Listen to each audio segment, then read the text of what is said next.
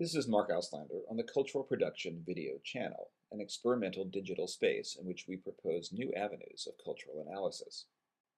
I'm fascinated by the two flags in this AFP photograph of Camp Justice, the U.S. detention camp in Guantanamo Bay, Cuba.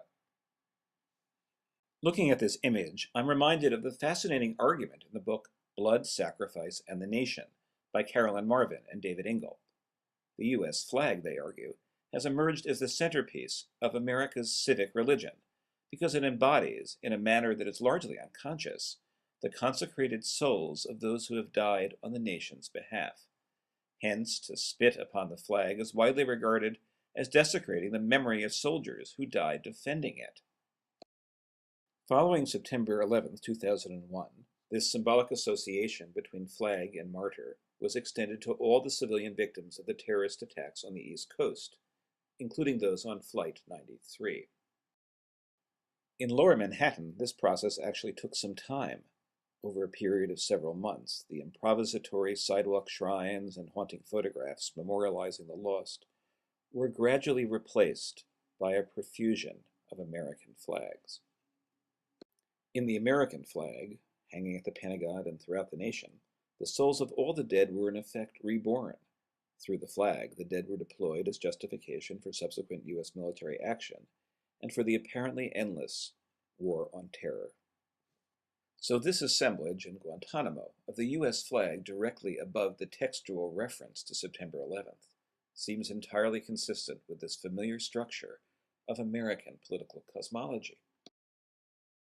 Yet I'm even more fascinated by the smaller flag, glimpsed at the edge of the frame, off to the right of the U.S. flag and the sign itself.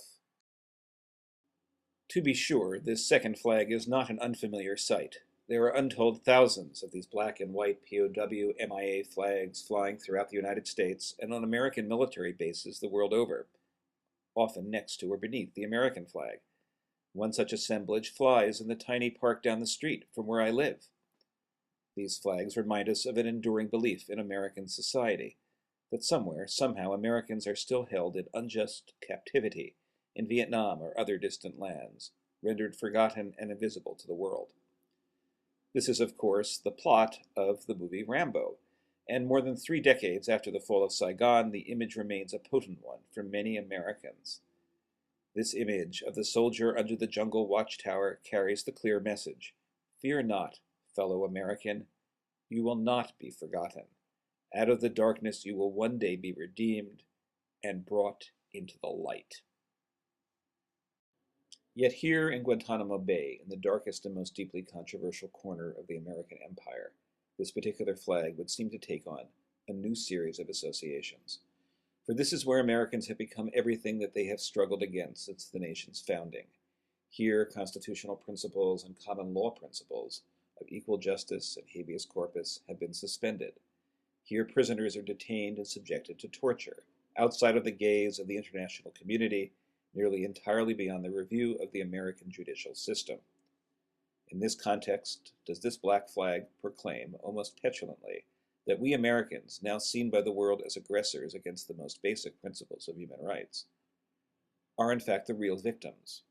Anything done behind these walls, behind the razor wire, beyond the reach of law, is justified in light of our enduring shame, our enduring captivity? Hence, in this image, perhaps, we are reminded of the old truth of the master-slave relationship, that both sides are equally imprisoned in the endless dance of captor and captive.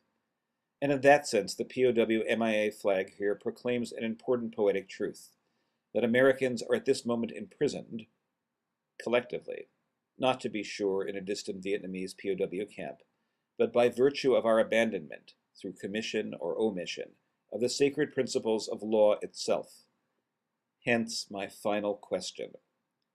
In flying this image of a prisoner above this distant military outpost, next to the nation's sacred symbol, have our soldiers inadvertently erected a poignant memorial to the long-lost promise of American liberty.